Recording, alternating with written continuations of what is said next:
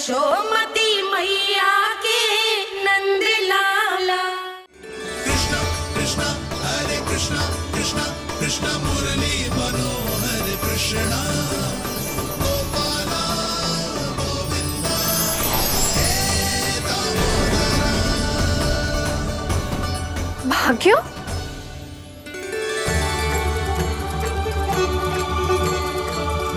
कान्हा, एक तो चोरी की और ऊपर से मूर्ख बना के भाग को। ये ठीक ना है, मुझे यशोदा जीजी को बताना ही होगा, और वो भी इसके घर पहुंचने से पहले।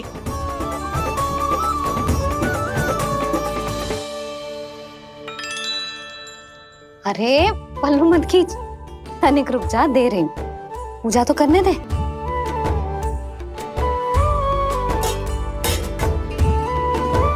ले, अब जितना मन करे उतना प्रसाद खा।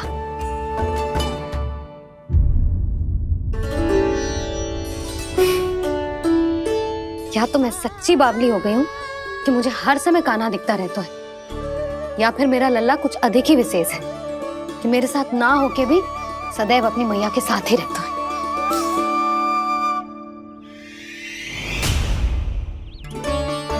आज तो कैसे प्राण बचे, नारायण ही जानते हैं। मैं तो पाऊ को सिर पर लेके ऐसे सरपट भागो कि पूरे गोकुल में बड़ बोले। इस समय तो बड़ी बड़ी मत हाको, पर असली लाभ तो वानर महाराज ने उठाया है। पूरी की पूरी मटकी अकेले लेके निकल लिए। ये हमारी प्रतीक्षा कर रहा था ताकि हम माखन बांट सके। हमारे साथ ना दाऊ, उनके साथ।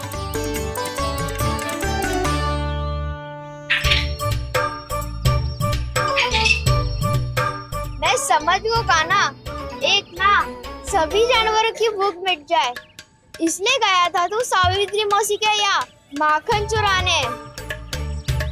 इससे पहले कि वो हमारे यहाँ पहुँच जाए, हमें घर पहुँचना होगा दाऊ, चाहे कछु हो जाए, पर देरी ना होनी चाहिए। इससे पहले कि बहुत समय बीत जाए, हमें ये समझना होगा कि लोभ आदमी की बुद्धि को भ्रष्ट कर देता है, हमारे सोचने समझने की क्षमता को नष्ट कर देता है। बहुत समय पहले की बात, एक साधु था, वो सुनसान घने जंगल में रहकर साधना करता था। ब्रह्म ज्ञान को प्राप्त करने ही वाला था कि अचानक से एक दिन उसे एक सुनहरी बिल्ली दिखाई थी। उसने उसे देखो तो सोचो कि ये तो बहुत सुंदर है, इसे तो मेरे पास रहना चाहिए, और उसने उस बिल्ली को अपने पास रख लिया। फिर उसने सोचो कि इसे तो दूध की आवश्यकता होगी और उसके लिए गाय की, तो उसने एक गाय भी रख ली। अब गाय को चारे की आवश्यकता होगी और चारे के लिए भूमि की। नारायण की कृपा से भूमि का प्रबंध भी हो गया। अब भूमि को जोतनो है, चारा उगानो है, चारा काटनो है और उसे गाय को खिलानो है। गाय को खिला के उसे दूध निकालनो है और दूध निकाल के बिल्ली को पिलानो है।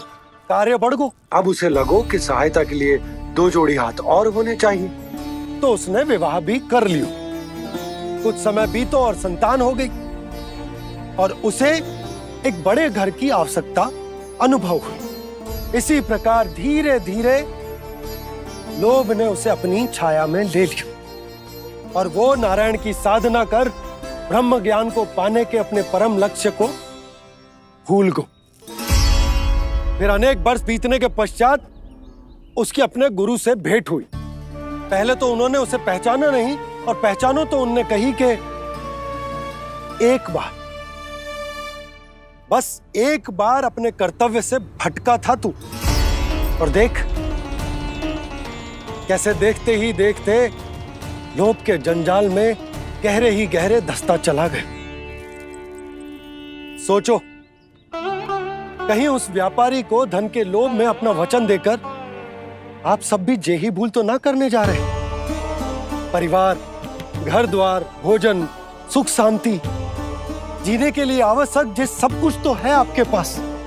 इसीलिए मुझे चिंता हो रही कि जिस प्रकार उस साधु ने ब्रह्म ज्ञान प्राप्ति का अवसर गवा दिया था, आप सब भी इस लोभ में आकर अपना सुख चैन ना गवा दो।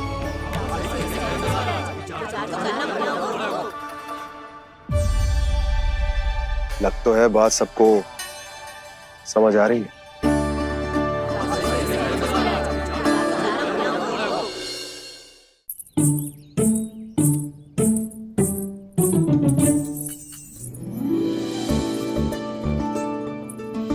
भाभी आसानी से ना मिलने देंगी कान्हा से, पर उसे देखे बिना रहा भी तो ना जा रहे हो मुझसे।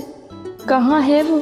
मुझ पे बहुत क्रोध है उन्हें। इतनी शीघ्र शांत ना होगा, उन्हें मनाना तो पड़ेगा ताकि मैं नंद भवन में फिर से बिना किसी रोक टोक के आ जा सकूं। पर क्या बोलूं, कैसे मनाऊं उन्हें?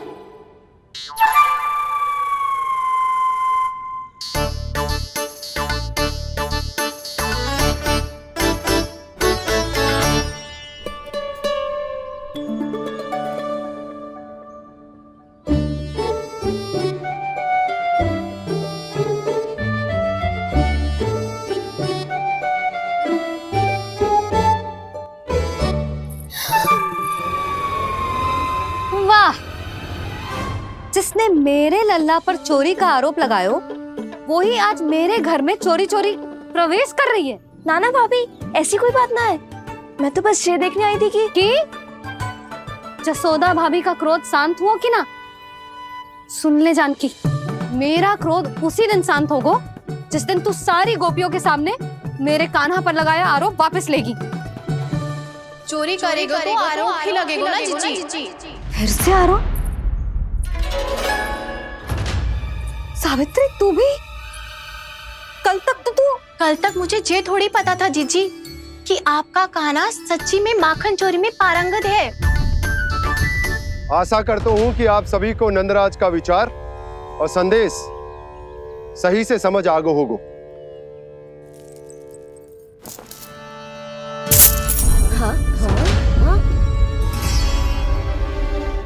सिक्कों की खनक बता रही है कि पोटली कितनी भारी है। एक ही दिन में कितनी उड़न पा गई जे। हमें भी इससे अधिक धन अर्जित करना होगा, तभी तो हम अपने उज्जवल का भविष्य उज्जवल कर पाएंगे। पहली बार कछु बुद्धि की बात की है तूने। नंदराज, हमारे मन में आपका बहुत सम्मान है, पर हम जो करना चाह रहे हैं वो लोभ ना है, वो तो विकास है।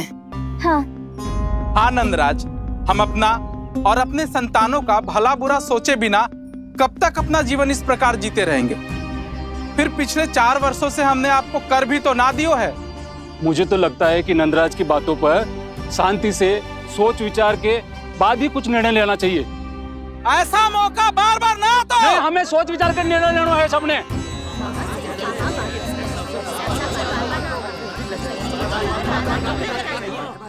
चोरी में पारंगत? हाँ जीजी, उसने टोली बनाई है और उसका नाम भी रखा है चौर्य विद्या प्रसारण टोली, और आपका कान्हा उसका अध्यक्ष है। अच्छा, तो कान्हा पूरी टोली लेकर आया था चोरी करने तेरे घर? और नहीं तो क्या। पर एक बात बताऊं जीजी, मेरे बलदर को देखकर किसी का साहस ना हुआ भीतर जाने का, पर आपका कान्हा इतना साहसी है कि बिना भयभीत हुए इतने भयंकर बैल के निकट चले गए। सच्ची? और तेरे रक्षक बैल ने कुछ ना किया उसे? है ना अचरज की बात। क्रोध के स्थान पर वो तो उसके सामने ऐसे झुको जैसे कि प्रणाम कर रहा है। और जीजी, आपका कान्हा साहसी ही ना, बहुत चतुर भी है। मैंने मटकियां बहुत ऊपर लटकाई थी, पर बताओ कि बिना चौकी के मटकी को नीचे उतारने का उपाय किसने ढूंढा? किसने? आपके चतुर कान्हा ने। उसने अपने सखाओं को पर्वत बनायो और एक पक्के सेनापति की तरह बिना भयभीत हुए उनके ऊपर चढ़ गयो और मटकियां उतारने लगो। और एक ही ना, तीनों की तीनों मटकियां उतार ली। तीनों? हाँ जीजी, और वो इतना दयालु है कि पहले एक मटकी का माखन सब में बांट दियो और फिर बची हुई 2 मटकियों में से एक मटकी अपने सखाओं को दे दी और फिर दूसरी मटकी एक भूखे वानर को दे दी। और फिर जब मैं उसके सामने जाके प्रश्न करने लगी तो उसने मुझे अपने तर्कों के जाल में उलझाया और बड़ी आसानी से सिद्ध कर दिया कि वो तो परोपकार कर रहा था। मैं तो देखती ही रह गई और शब्द तो ऐसे झड़ते हैं मुंह से जैसे कि फूल। रुक जा सावित्री, पहले तू ये निर्णय ले ले कि तू मेरे लल्ला का गुणगान करने आई है कि उसकी निंदा करने। निंदा करने ही आई हूँ जीजी। जानकी सत्य कह रही थी, आपका कान्हा माखन चोर ही है और बलराम के साथ भागा था। बलराम क्यों? वो तो साक्षात गरुड़ देव की पीठ पे बैठ के उड़ के आयो है, तभी तो तुझसे बहुत पहले आके यहाँ बैठ गओ ना। आ देख ले, आजा। देखो कैसे बैठ के सब पहरा दे रहे हैं कि कोई पंछी अनाज ना चुगले, और तुम दोनों व्यर्थ में इन सब पर दोष लगा रही हो। कान्हा के निकट जाने का प्रयास भी मत करना। पहले मेरे लल्ला पर आरोप लगाती हो, फिर उससे मिलना भी चाहती हो।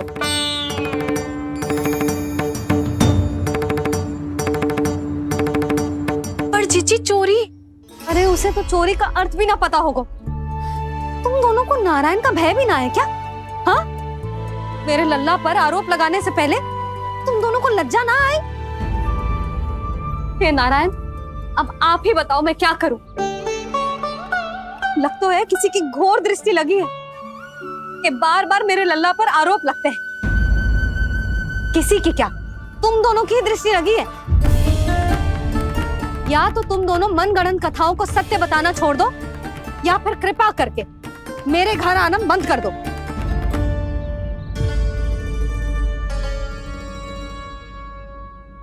अब दोनों मुंह क्या ताक रही हो?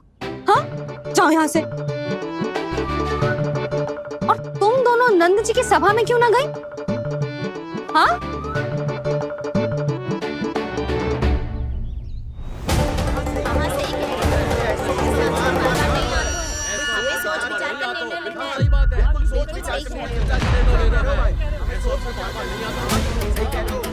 जी कौन? पहले तो कभी ना देखो इसे।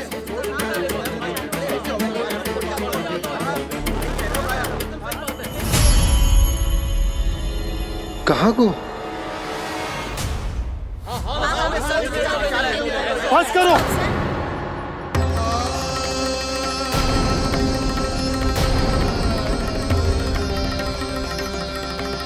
मेरी आंखों के सामने मैं गोकुल में इस तरह फूट पड़ते ना देख सकता। राजा हूं मैं, परंतु आज तक मैंने कोई भी निर्णय आप सब पर ना थोपो और ना ही आज थोपूंगा। मुझे पता है आप सबके पास कल सूर्यास्त तक को समय, इसीलिए मेरी विनती है कि आप घर जाकर रात्रि को इस बात पर पुनः विचार अवश्य कीजिएगा। सोचिएगा कि कोई भी व्यापारी अविश्वसनीय रूप से सस्ता क्रय विक्रय क्यों करेगा जब तक कि उसका कोई छुपा हुआ लाभ ना हो। हमें सोचना होगा कि कहीं हम उसके बिछाए जाल में फंस तो ना रहे।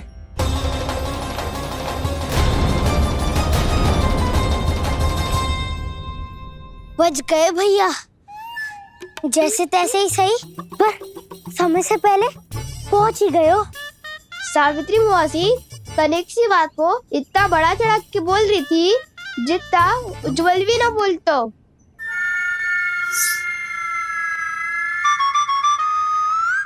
वैसे आनंद तो बहुत आयो, सच्ची। हाँ, बेहतर लगा तो माखन भी तो मिला और परोपकार भी होगा। बता कान्हा, और किसके घर जाना है अब? आज ही तो हमें शिक्षा मिली है, इतनी शीघ्र भूल गए तुम सब। लोग के चक्कर में पड़ोगे तो फंसोगे। लोग के चक्कर में पड़ोगे तो फंसोगे।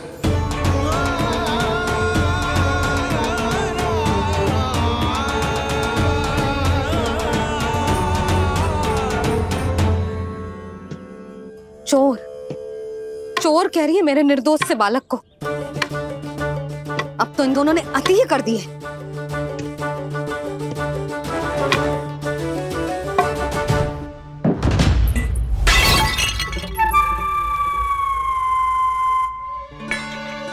से भी अभी फूटना था। वैसे ही मैं इतनी चिंतित हूं। कैसे समझाऊं इन गांव वालों को?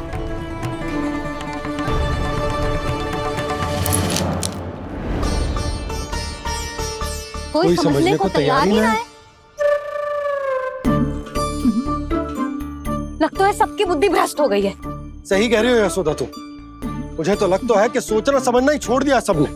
अनेकों तर्क देके समझा दियो, सिद्ध कर दियो, पर इनकी मोटी बुद्धि में कछु आता ही ना है। यशोदा तुम तो तर्क की कह रही हो, मैंने तो उदाहरण देकर समझाने को प्रयास किया, पर अपनी बुद्धि के आगे कछु ना समझ में आ रहा इन गांव वालों को। क्या सारे के सारे गांव वाले मेरे लल्ला पर आरोप लगा रहे हैं? ये क्या कह रही हो तुम? मैं तो गांव वालों की बात कर रहा हूं जो नारायण के नाम पर वचन देकर उस अपरिचित व्यापारी को अपने दूध, दही, घी, माखन सब देने को तैयार है। लो कर लो बात। मैं गोपियों की बात कर रही हूँ जो लल्ला पर माखन चोरी का आरोप लगा रही हूँ। और आज तो सावित्री ने भी लल्ला को माखन चोर कह के पुकारो है।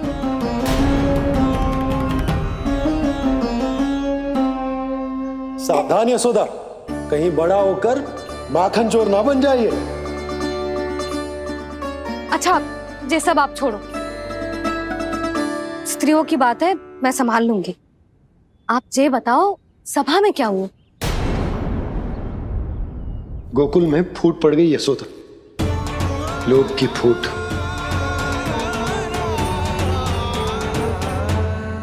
अरे रुको रुको रुको, व्यापारी जी रुकिए रुकिए।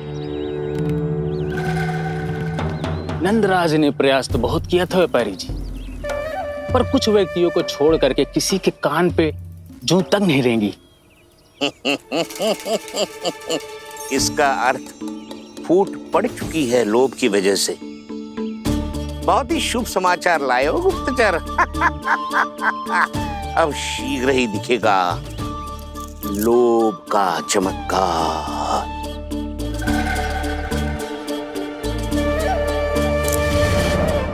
लोभ से बचने को जो पाठ हम कान्हा को पढ़ा रहे थे ना, आज वही पाठ मैं इन गांव वालों को समझाने में असमर्थ रहा।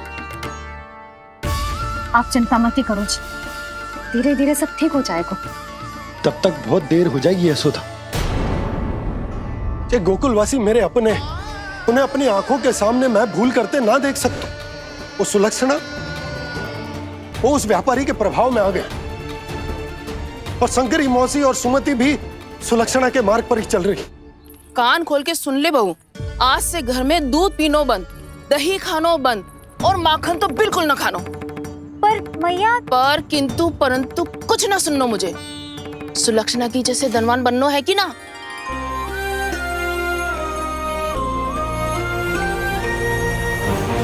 तो फिर जैसा मैं कहती हूँ वैसा कर, तभी तो अधिक से अधिक दूध, दही, माखन बेचकर अधिक से अधिक धन अर्जित कर पाएंगे हम। सुलक्षणा को उस व्यापारी की तरह धनवान बनना है और शंकरी मौसी को सुलक्षणा की तरह। ऐसे तो पूरा गांव ही लोभ में पड़कर कल उस व्यापारी के पास पहुंच जाएगा। अब तो फिर स्त्रियों को मुझे अपने ढंग से समझाना पड़ेगा। अब गोकुल वासियों को चाहे कोई भी कितना भी समझा ले, बुझा ले, ज्ञान बांटे, उन्हें केवल एक ही भाषा समझ में आएगी, लोभ की भाषा। लगता है आपके पास बहुत उत्तम योजना है व्यापारी जी। सब झटक लूंगा।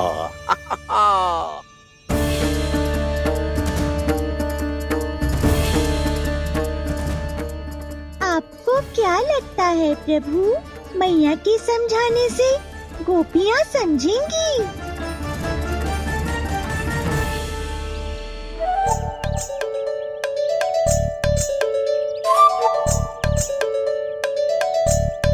कान्हा, और कितनी प्रतीक्षा करवाएगो? अब बता भी दे, माखन चुराने किसके घर जाना है? इतना आसान ना है निर्णय करना। समय लगता है, सोच विचार करना पड़ता है, पर ये निर्णय किया कैसे जाए पता है मुझे। लगता है ये निर्णय करना पड़ेगा कि बचना कैसे है।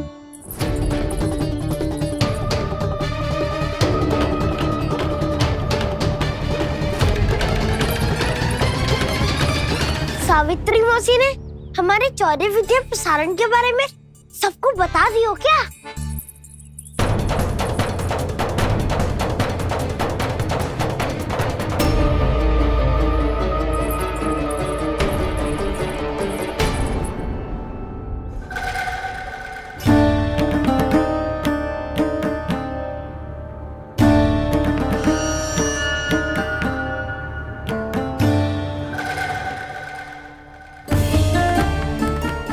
शीघ्र आओ, छोटी माँ बुला रही है।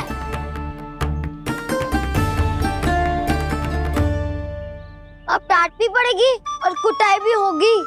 चौरी विद्या प्रसारण कल ही आरंभ हुआ था और आज ही समाप्त हो जाएगा। सब इतने गंभीर क्यों है आज? गंभीर तो होंगे ही ना दाऊ, क्योंकि मैया आज अच्छा वाला पाठ पढ़ाने वाली है।